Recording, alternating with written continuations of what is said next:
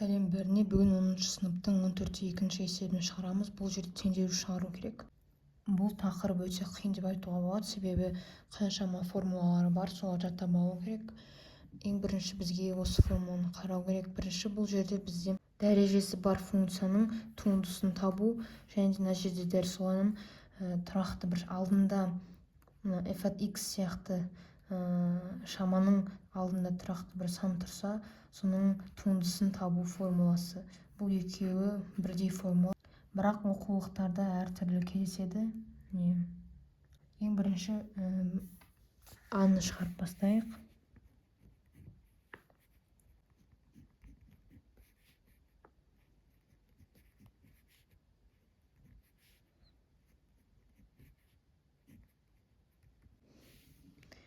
Бұл жерде бізге 4-ті 2-ге көбейту керек. Сонымен қатар мына жерде плюс 2 деп тұр, сол себепті 2-ні қосамыз, тең 8x қосылған 2. Сонда бізде теңдеу 8x қосылған 2. Яғни ең бірінші біз туындысын табамыз, осын тең 0 деп аламыз. Яғни берілгенде де дәл солай берілген. Туындының 0-ға тең болғандағы теңдеуін шешіңдер деген. Енді бұл оңай.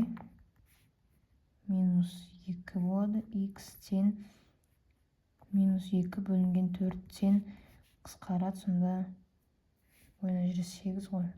Қысқарған кезде 1 бөлінген 4 болады. Мына минусты ұмытпаймыз. Келесі әсінде. Әсізде оңай.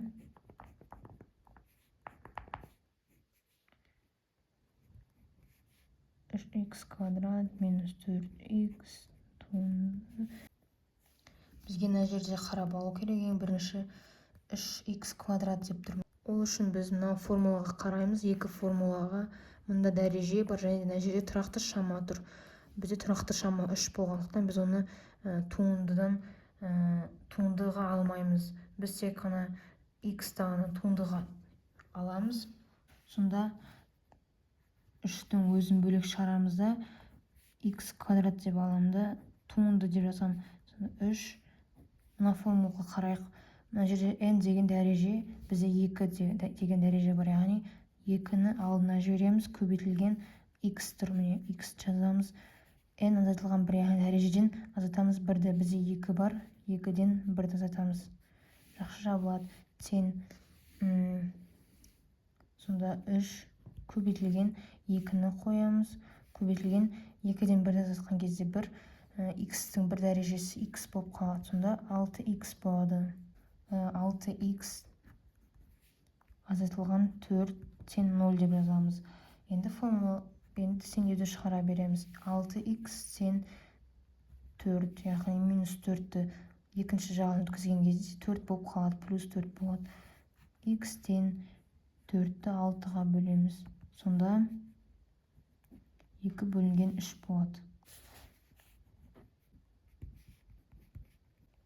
Келесі басында мына жерде f от x дегенді ұмытып кеттім. Сендер жаза салыңдар осылаймен. Енді міне бұл жерде бізге бірінші мына квадраты бар, яғни дәрежесі барды туындыға аламыз. Сонда тең. Ол үшін біз мына формулаға қарауымыз керек. Формулада міне 2 тұр ғой, 2-ні біз алдына жібереміз, көбейтілген x 2-ден 1-ді азайтқан кезде бізде 1 болады. Сонда 2x болып қалады. Дәл осы формуланы қолданып, енді x-тің туындысын табайық.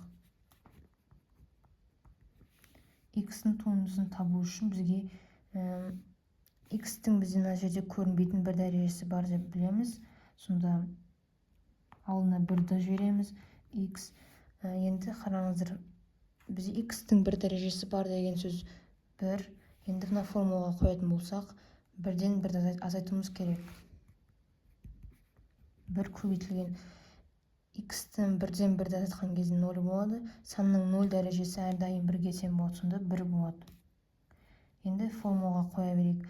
Сонымен қатар бізде минус 1 деп тұр. Мынан 1 жағына 1 болып тұр ғой. 1-дің туындысы әрдайым 0-ға тең деген формула бар. Туындыдан бізде 2x яғни 2x минус 1 минус 0. Оны міне біз 2x минус 1 деп ала саламыз, яғни 0-ды алмай қойға болады.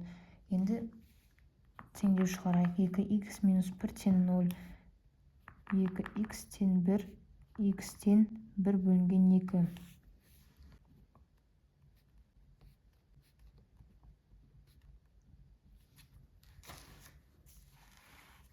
Осында дәл осы екі формуланы қолданамыз. Ол үшін де бізге бірінші біз мына санды қарайық. Минус 0,5 квадрат. Осының туындысын табайық. Табу үшін бізге мына тұрақты шама, мына с тұр ғой, с-ны біз бөлек шығарып жібереміз. Минус 0,5 көбейтілген ішіне туындысын табамыз. X квадраттың туындысын табуымыз керек. Формулада тұр ғой, туындысын табу керек. X квадраттың туындысы біз 2-ні көбейтеміз x-ке, 2 дәрежесінен 1-ді азайтуымыз керек. Мына формулада 2-нің дәрежесінен 1 азайтқан кезде 1 болып қалады. Сонда минус 0,15-ті 2-ге көбейткен кезде бізде 1 шығады. Сонда 1-ді x-ке көбейткен кезде 1x-дің 1 дәрежесі болады. Ол бізде жай ғана x болып қалады. Минус x. Келесі минус 4x-дің туындысын табамыз. Ол үшін бізге минус 4-дің өзін бөлек шығарамыз.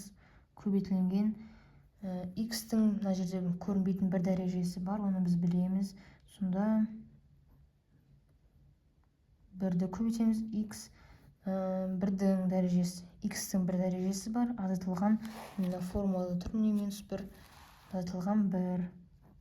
Сонда минус 4 көбейтілген x-дің 0 дәрежесі, яғни 1-ден 1-ді азайтқан кезде 0 болады. X кез келген санның 0 дәрежесі ол 1-ге тең болады. 1-ді 1-ге көбейткен кезде 1 болады. Сонда минус 4 жауабы. Ал 0,1-дің туындысы әрдайым 0-ға тең, яғни санның туындысы 0-ға тең бола береді. Мына жерге шетін жасайын. 0-ға тең. Енді қоя берейік. Ол санның туындысынан бізде минус x шықты. Азайтылған минус 4. Қосылған 0 деп жаза салуға болады, немесе жазбай қойға болады. Яғни 0 қосылған 0,1-ден бізде айттық қой, 0 шықты. 0-ды жазбай қойға болады. Енді осының теңдеуін табамыз.